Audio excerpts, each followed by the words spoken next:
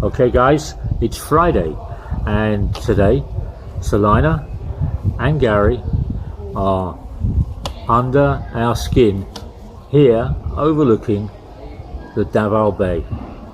So we're going to cover today some bits about our early life, and before Selina comes in, I'm going to explain a little bit about my family and my life and where I come from in the UK. So I was born in, I'm a 58 baby, 1958, great year. I was born in Red Hill Hospital.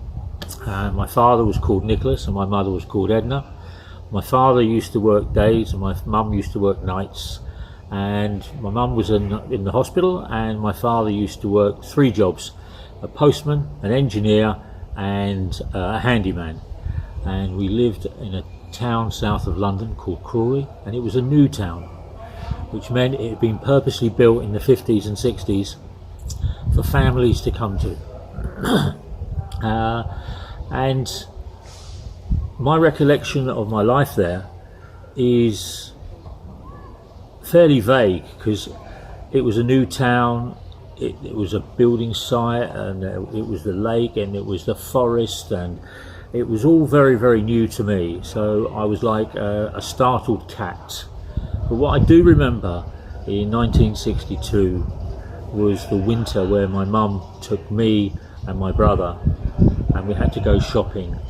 And I always used to get a clip round the ear because I had to be in this pushchair that my dad had converted into like a little mini sledge, because it was like 2.5 to 3 foot of snow.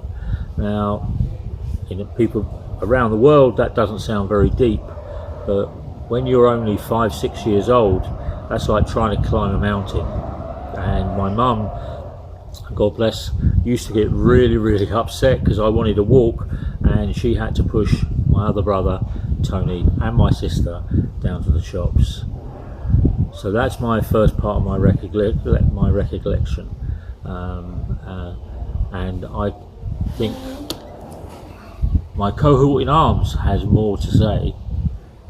Well, for my part, I'm 66 years old, so we have to go back to the year 1954, and this would be at Beale Air Force Base, Marysville, California. My father was a career military Air Force man, and I was born on the base, which is outside Marysville, California, which is on the Sacramento River. My father, even though he was in the Air Force, my mother was a standard housewife, but my father didn't have an exciting career. He was in administration, what was called the Comptroller Division, which later became the starting point for computerizing the military, their records, right? As an aside, Beale Air Force Base at that time was a training place. It had started out as an army base during World War II. It actually had a German prisoner of war camp on site. But of course, that was before my time. Did you meet any Germans? Were any Germans at the base when you were there? No, they'd all gone home. Oh, okay. They'd been repatriated back to Germany. But anyways, Beale later, I'll give a little bit of history of the base. It later became a headquarters for the Titan I ICBM nuclear missiles. There were 3 of them, 3 silos located in the area. So it was kind of the main office for these 3 ICBMs. But that ended when the Titan I was transitioned into another missile. The silos are still there. You can actually go visit a nuclear missile silo if you wanted. So you can have a day out in a nuclear bunker that used to have one of the most dangerous warheads in the world. Yeah, exactly. Go. And you can, I mean, obviously the warheads aren't there anymore, or the missiles, but you can contemplate the end of the world, right? Armageddon. Armageddon with Mr. Oppenheimer. Yes, started by the USA, right? And continuing today with China. It eventually, Beale in the mid-'60s, early '70s, became a B-52 bomber base and a KC-135 tanker base. That ended in the early '80s, I believe, and it became a U-2 and SR-71 spy plane base. They were flying both till the early '90s, I believe, is when that ended. But is the SRV is known as the Blackbird, is it? Is that big? SR-71, yes. Yeah, very fast, very fast jet. Today, it's now a drone base for the Global Hawk high-altitude drone, fighting the wars in Afghanistan, and they actually have the drone pilots. They have a building there where the drone pilots are secluded while they fly remotely the drones, right? Related to this is about 10 years ago, my parents, who are now 88, 89 years old, they came to visit me in Silicon Valley, which is about a 5-hour drive from Beale Air Force Base. And we had not been there since 1954, 55, right? I took them back on a trip, and we went back to the base. It's now called Air Combat Command because of the drones. And we went on the base, totally different. It's all been torn down and rebuilt. My parents didn't recognize anything.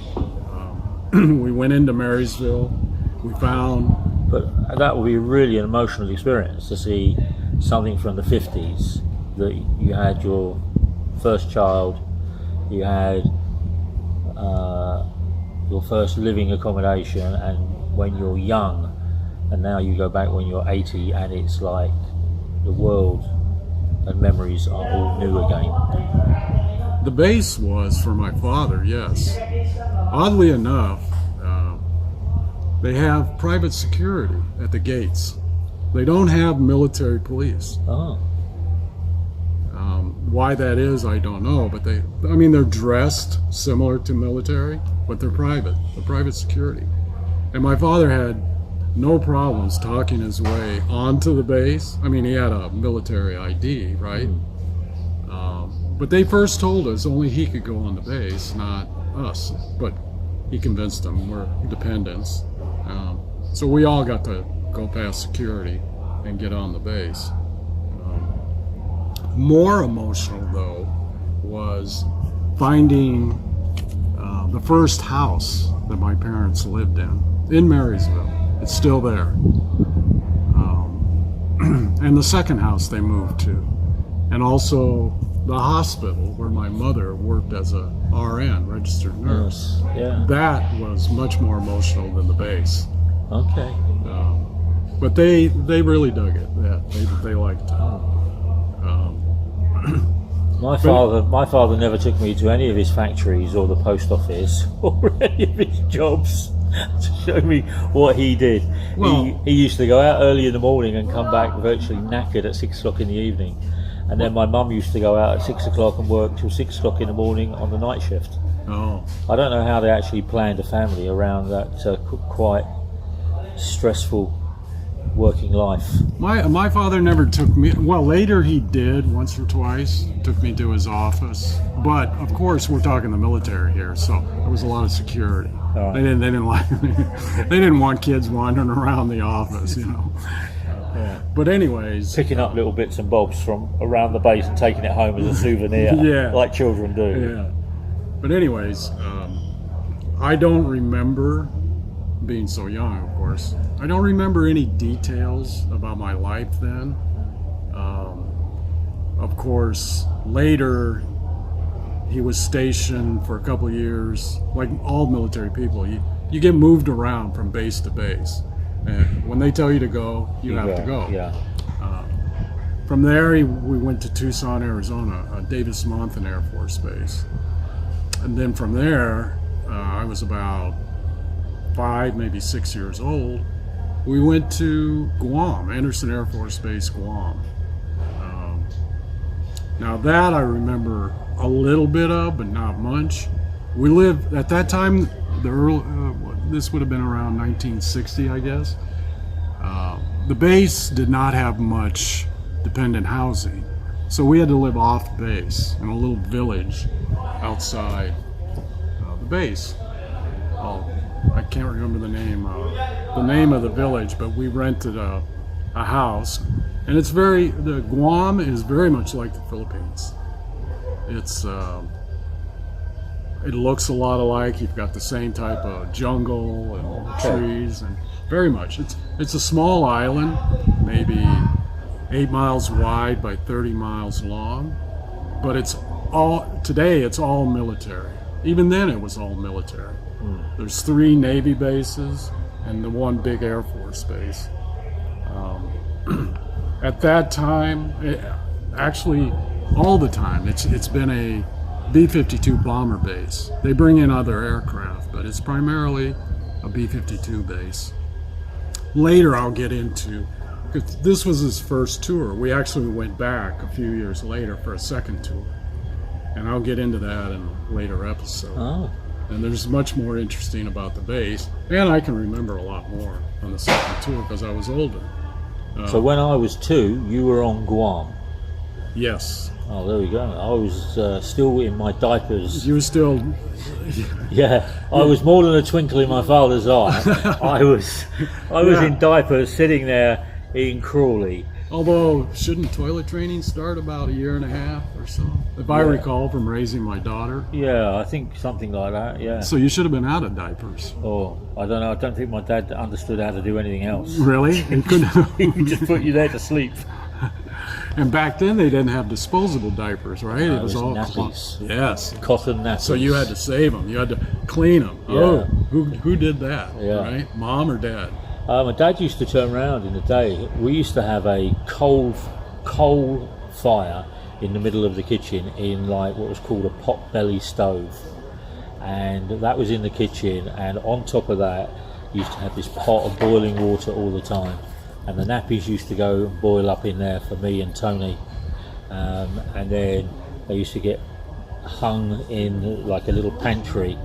Because what you need to understand is you can't put a lot of clothes in the UK outside because the weather is not like here in the Philippines. You can guarantee sunshine. Yeah. You can guarantee sunshine in the UK for maybe about 3 weeks a year, and then it's rain, fog, misty, cold. Yeah. And that's why I'm here in the Philippines, because that was doing no good for my body. But yeah, we used to hang the diapers or the nappies, and then they used to have these big safety pins. They used to look like big surgical hooks that used to go one each side. Yeah, you're right. Yeah, and I can remember those bits, but majority of it was there. My dad loved dogs, and he loved animals.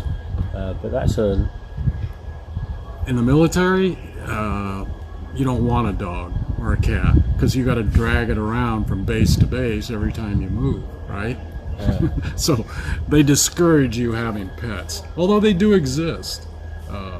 People do get a dog, but it's a pain in the ass, right? You got to drag it around with you every 2 years when you're.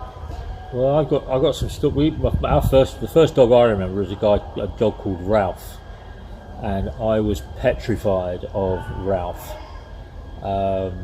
mainly due to my own stupidity, because my mum was hoovering one day and I picked up the Hoover and I tried to hoover up Ralph's testicles, and the dog was not very happy, and it ran round the house screaming and yelping and barking, and started to chase me and my brother up and down the stairs. I'm clenching up just hearing that story.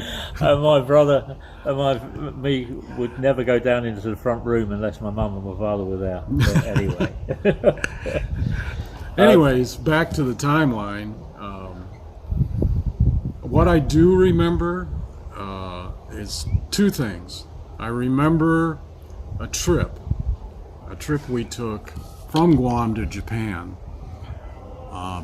That's because every year in the military, the service member gets R&R, rest and recreation, which is usually a week to 2 weeks of vacation. Well, of course, it's all free because the military is doing everything for you. You don't pay for anything. You can stay on a base, free housing, free hotel, free transportation. They can provide you a car. And in this case, they provided a plane flight, no charge, to Japan, to I believe it was Tachikawa Air Force Base in Japan, which... So that would be really, really interesting for a child, having an international air flight. But wait, there's more.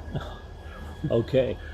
You have to take what they give you. And in this case, you flew on a 4-engine prop military transport aircraft.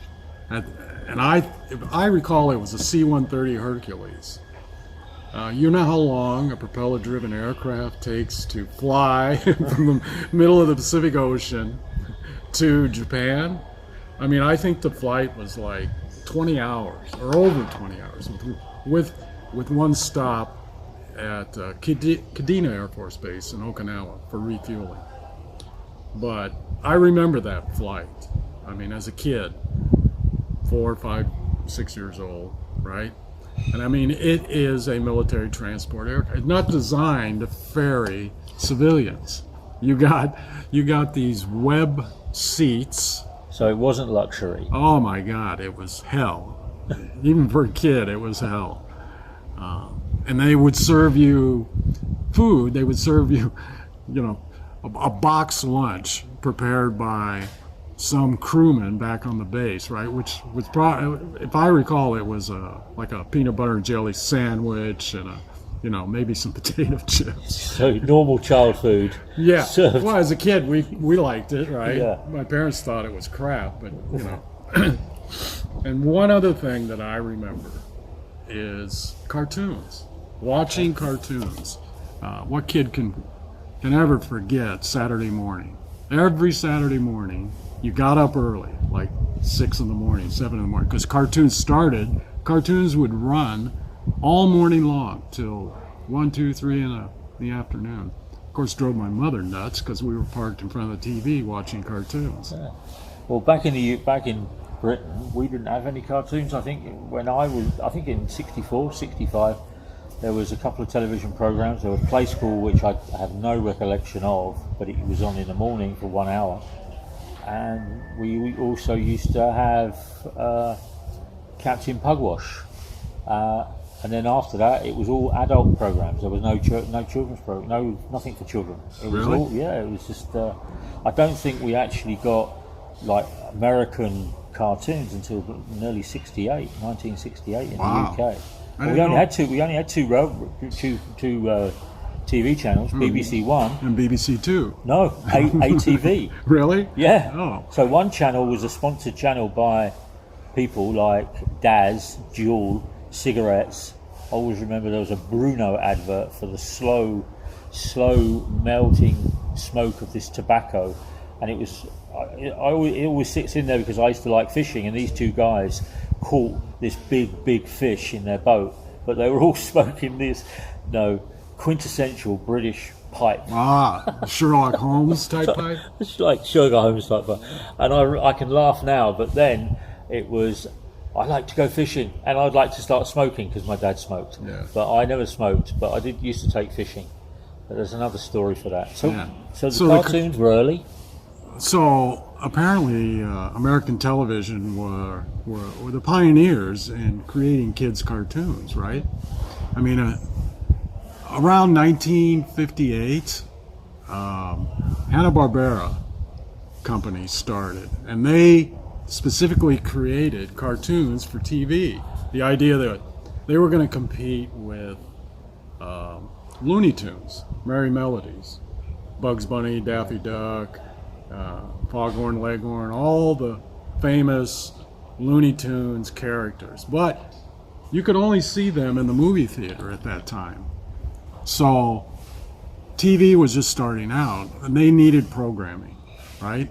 And what better programming than kids, have something for kids. So HannaBarbera started out, very first show they created was the Rocky and Bullwinkle show.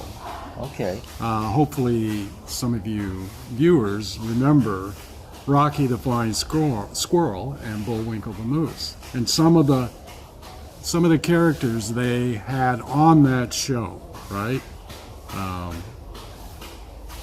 Of course you had Bullwinkle. Watch me pull a rabbit out of my hat was his famous saying. Then you had Boris and Natasha. Remember Boris and Natasha? They were Russians, and this was the Cold War, right? So Boris and Natasha were Boris was this little short guy with a beady mind. He was supposed to be the evil guy, right? Okay. They actually had a leader, but you never saw him. He was called the Fearless Leader. And Natasha was this tall, slim, sexy femme fatale, right? But she had a Russian accent, and she smoked a cigarette in a cigarette holder, right? So that Boris and Natasha were always creating havoc, right, for Rocky and Bullwinkle. And then you had Dudley Do-Right. Dudley Do-Right. Dudley Do-Right? Yes, Dudley Do-Right. He's a real character. He was a Canadian Mountie. You know a Canadian Mountie? Yeah. Always find your man. Yes. He was, and of course he was this tall, slim, blonde hair. You know, he was a Canadian Adonis. with and he had the uniform. He had the Canadian Mountie uniform, Red with the black. The red military type uniform, and the black pants and the boots, right? Dudley Do-Right, of course, always did right.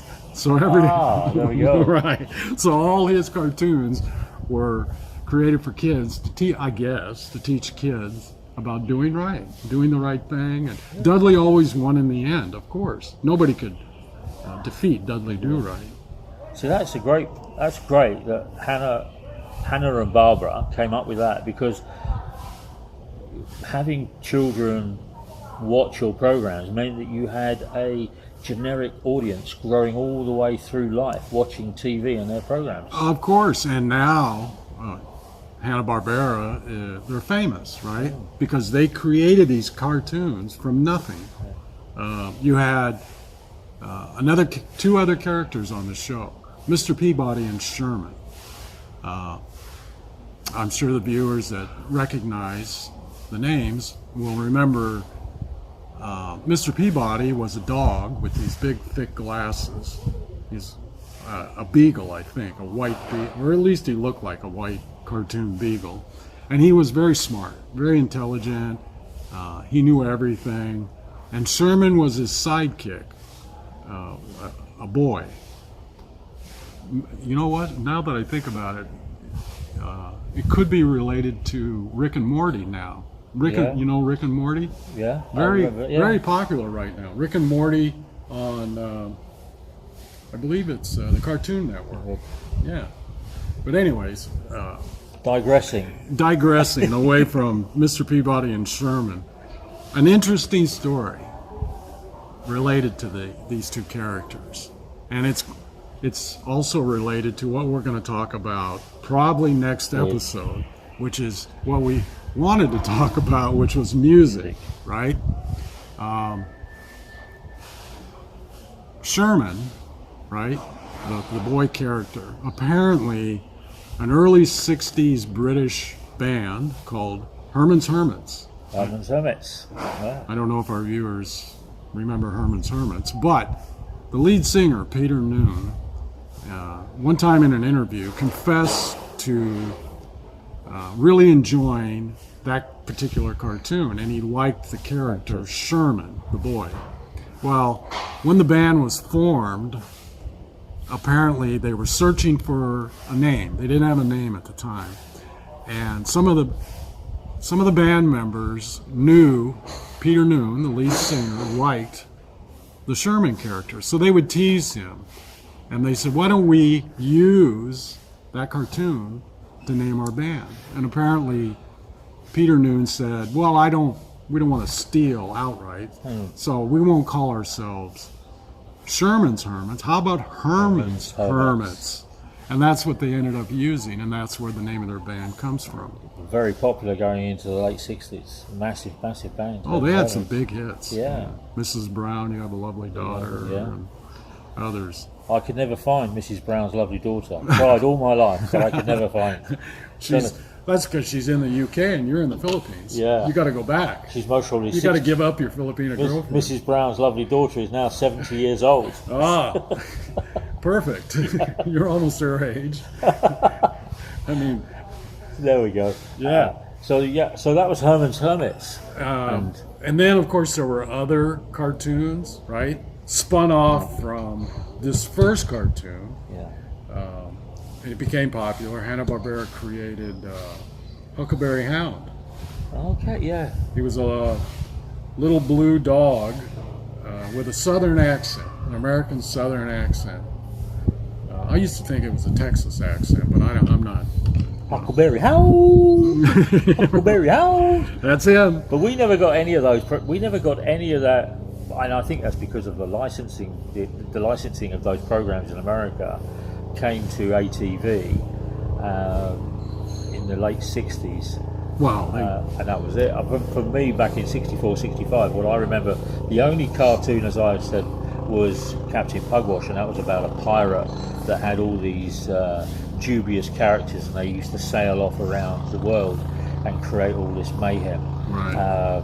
I never knew how he survived, never knew what he did, but the music was quite nice. And there was another one which was Ivan the Engine, and that was about a Welsh engine driver that used to keep going up and down the same track in Wales. It was about 3 miles long or 6 kilometres long, and he just kept going up and down. Any particular reason he was Welsh and not British? I think it's because Ivan the Engine. How are you doing, Ivan? And he used to come across like this on television. And he'd go, and Ivan today is going to be travelling from Pontypridd to Bridgend. And you go, oh, okay. Never knew where those places were, but later in life I found so out. So it had to do with the accent? Yeah. Ivan Beale. The Welsh accent. A Welsh name. Okay. Ivan. Okay. My name's Ivan the Engine. And it was That's pretty good. They always used to turn around and say, and the engine's coming today, it's a lovely colour green. But the TV was in black and white. So you never saw, that's great. You never saw the colour, and you had to make up what the engine looked like.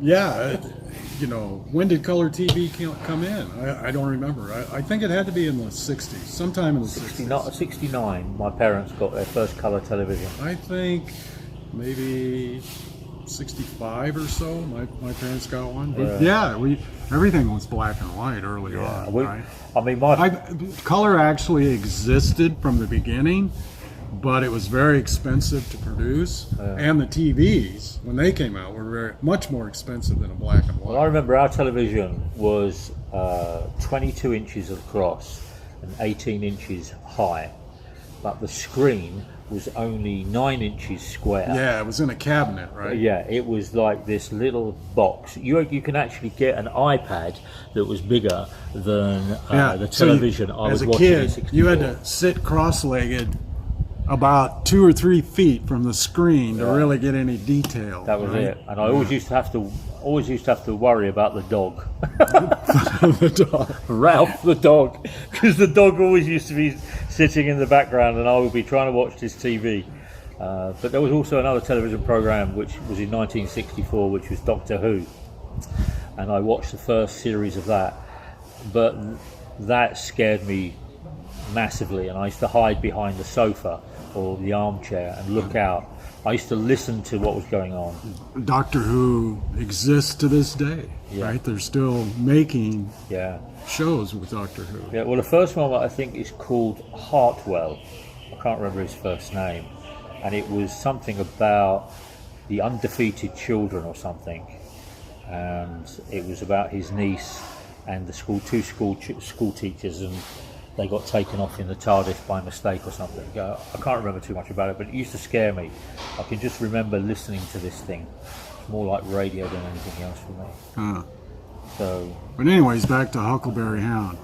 Huckleberry also had characters on his show, right? You had my favorite, Snagglepuss. Okay. Snagglepuss, at the time I thought he was a lion, but I later found out he was a cougar. But Snagglepuss, he was this elitist.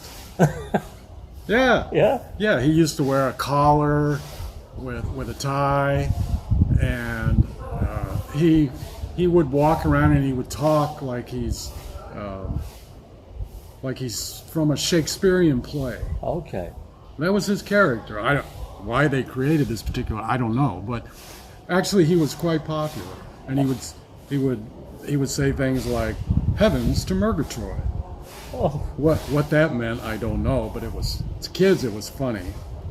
Or I remember he would say something like, at the end of a scene, he would say, "Exit stage left," and he would suddenly disappear out of the scene. He was making his exit off the Shakespearean stage, I guess. There we go. Yeah.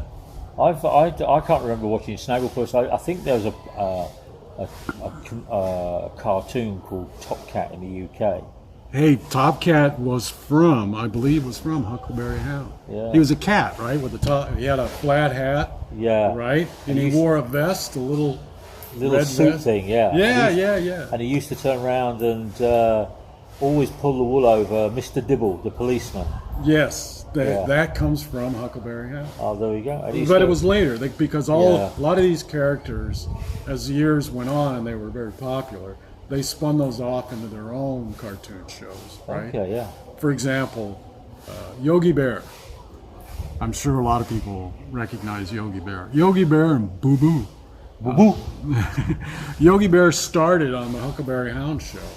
And of course, Yogi Bear, smarter than your average bear. Yeah. He got spun off into his own show, the Yogi Bear show, right? Yeah.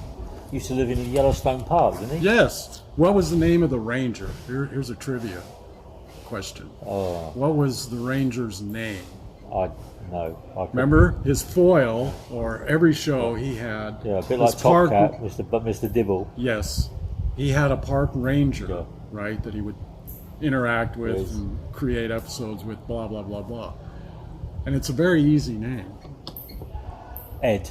No. Okay. Ranger Smith. Ranger Smith. Now, I don't remember that from being 4 or 5 years old. A little research, because I was curious what the ranger's name was. And that was his name, Ranger Smith. Ranger Smith. And then there was Quick Draw McGraw. Quick Draw McGraw. Yes. He was the horse, right? Dressed up like a cowboy. He was a cowboy. He wore 6 shooters, and he had a cowboy hat and a scarf, right?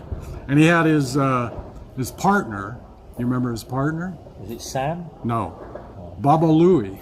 Baba Louie. Yes. Baba Louie was, I believe, if I recall, he was a rabbit. I think he was a rabbit, right? Okay. And he wore a Mexican sombrero. Big sombrero, right? And an aside to Quick Draw and Draw is present day. You ever watch the Howard Stern show? You know Howard Stern? Yeah, I've heard of Howard Stern, but I've never. Howard Stern was very, very big back in the 80s, 90s as a radio person. He had a radio show. Okay. Radio chat show. And he became very popular here in the States. He now has a syndicated TV show, but if you watch it, it's just him sitting in the studio with his girl partner, and they bring guests on the show. Okay. And Howard he does his character, he does himself while he's interviewing his guests, right? Okay, yeah, right. But Howard has a saying, when something happens on the show, it could be anything, but he has this one phrase that he always says when something happens and he wants to emphasize it or make an exclamation, whatever. It's called Baba Booey, and he'll say Baba Booey. Baba Booey. Yes, and that comes from Baba Louie, Quick Draw's partner, his little short partner, rabbit partner. The rabbit with the big Mexican sombrero. Yes, and Howard, for some reason, liked that character, and he didn't want to steal the phrase directly. But anyways, one of the Quick Draw, my favorite as a kid, right, was when he played the character of El Kabong. El Kabah. Kabong. Kabang. El Kabong was a ripoff of Zorro. You know Zorro? Okay, yeah. Yeah, well, HannaBarbera ripped off Zorro. Zorro, I believe, was owned by Disney, right? Because Disney had a TV show of Zorro. Well, HannaBarbera ripped off Zorro and turned Quick Draw into Zorro, right? And Quick Draw would put on the Zorro mask, right? And a Zorro hat, and he had the cape, the black cape, and he had a Zorro sword, right? But they didn't want to directly rip off Zorro, right? So they had to change it up a little bit. So any episode with El Kabong, right, would always start with Quick Draw, would swing in on a rope. He'd be on a rope, and I think Zorro did this a few times too. But anyways, and he would be carrying this guitar, wooden acoustic guitar, and he would come swinging into the scene on this rope, and whoever the evil character was or the bad guy was, he'd swing in over the guy, and he would whack him over the head and break the guitar. And yell out, Kabong! Kabong! Oh, there we are. So that's why his character was El Kabong. Things from our youth. Yes, Magilla Gorilla. Did you ever? No. Magilla Gorilla. Who's that gorilla in the window? Magilla was this big, goofy gorilla,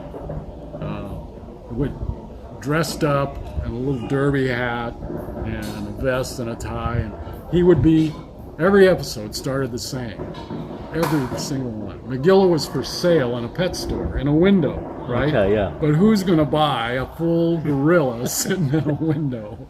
Nobody wants to buy a gorilla. So it would be, right, the owner of the pet store would start negotiating with some customer, trying to convince them to buy this big gorilla that was in the window. Right? Okay, It would start, I want $500. You know, it's a gorilla, and then it would come down to where they'd end up buying the gorilla for like 50 cents or $1, right? And they would take the gorilla home, and then the episode was, you know, there was havoc at home, and then and then they bring the great gorilla back. Yes. And finally, another favorite character that I remember was Ricochet Rabbit. Ricochet Rabbit was called Ricochet because he would bounce off. He would run like a rabbit, right? Okay, and he would bounce off all these different things as he's running around. So they called him Ricochet, like a bullet was ricocheting, right? And this is unique in all of the cartoons that Hanna-Barbera created because Mel Blanc is the famous voice of Bugs Bunny, Daffy Duck, all of the Looney Tune characters that are so famous now were voiced by Mel Blanc. And Mel Blanc decided to do this one character for Hanna-Barbera, even though he was, I guess he had a contract with Disney. Because I think Disney, I'm not sure who owned Looney Tunes, but Looney Tunes wasn't licensed to TV till the mid-'60s. Yeah. So as a little kid, the only time we could see Looney Tunes was at the movie theater. But anyways, Mel Blanc voiced the side character, or the sidekick of Ricochet Rabbit, called Droop Along Coyote. Droop Along Coyote. Yeah. Now, that is a mouthful. And Droop Along, called Droop Along because he was all slouched over and he wore this cowboy outfit and his hat sagged down and he would shuffle around real like a droopy dog, right? Yeah. Real slow, and Mel Blanc voiced that character, and he voiced the character as a parody of Ken Curtis. Ken Curtis was the actor that played Festus in the TV show Gunsmoke. Okay, right, yeah. Gunsmoke, right? It was a real TV show, Yeah. serial show, and became kind of popular. Well, Gunsmoke comes up on my YouTube channel now as something to watch. Really? Yeah, it comes up, and it also comes up in another clip, The Rifleman. That's another TV. Oh yeah. The That Rifleman. that keeps- That was early '60s. Yeah, those keep coming up on my YouTube channel as Really? recommended to thing. Gunsmoke and The Rifleman. And I never knew, and that you just mentioned Gunsmoke. Wow. So I'm actually going to go back now. I'm going to go watch. Well, the early TV serial shows and westerns were popular at movies in America, so they transitioned that to TV, thinking that people are going to like western TV shows too, right? Yeah. But here's an interesting fact. Festus, or Ken Curtis, the actor, right? Yeah. My father grew up with him and went to high school with him. Oh, in small world. La Junta, Colorado, is where Ken Curtis is from. And my father knew him as a kid. They grew up together. Yeah, real small world. It is. So, that's cartoons then. For me, I used to turn around and, as I said, I've mentioned a couple of times, we didn't have a lot of TV in the UK. Just had 2 channels. One of the channels was Doctor Who, and then that used to scare me. It used to be on once a week, and it was always black and white, and the screen was terrible. I also have an uncle, a guy called Nigel Kneale, who wrote a book called The Quatermass Experiment. And I remember my father sitting me down in 1965, 66 to watch this program called The Quatermass Experiment about 3 astronauts that have gone into space, and they'd actually come back, but there was only 1 astronaut left in the space capsule, and it's that story of how the one survivor in this space capsule turns into this man-eating, purple-eating monster that not really want to tell too much of the story, but the ending is he gets electrocuted in St Paul's Cathedral, so you don't have to waste 1 hour and 40 minutes watching the movie. At the time it was cutting edge, but again it was in black and white, and they were mentioning things like the orange safety bag. Go and pull the red safety cord, Which was black and white. So it didn't become very, how can I say, very engaging regarding its terminology. But yeah, so Nigel Kneale was my father's cousin, was my uncle, and became very, very big as a screenwriter in 1964-65 with the Quatermass experiment, and he had a lot more stuff going on. But anyway, from Salina and Garry here on the bay, join us next time, and we are going to expand into music, not movies. So we have done cartoons, and we've covered off parts of our early life. So now we will be going from 7 to 10 to 11 and looking at how our life expanded. So join us next Friday.